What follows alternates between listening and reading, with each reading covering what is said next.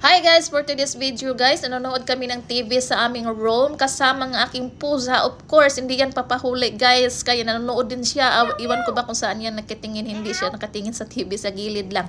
At ayan, kating-kati siya sa kanyang sarili guys, kaya kinukut-kut-kut niya ang kanyang liig kasi kating-kati. Siguro marami na siyang kuto ngayon. Ang ganda na necklace niya.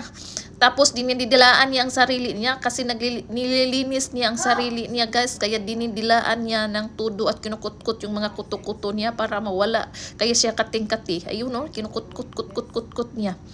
At saka dinidilaan niya ang sarili niya para siya magiging malinis. Ganyan sila pag naglilinis ng sarili guys.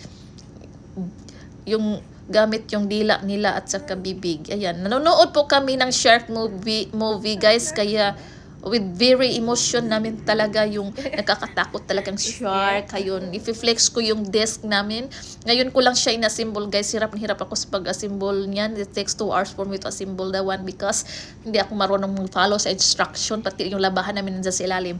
Ayun yung plants ko guys sa gilid na higaan namin. Napakaganda, 2 years na yan.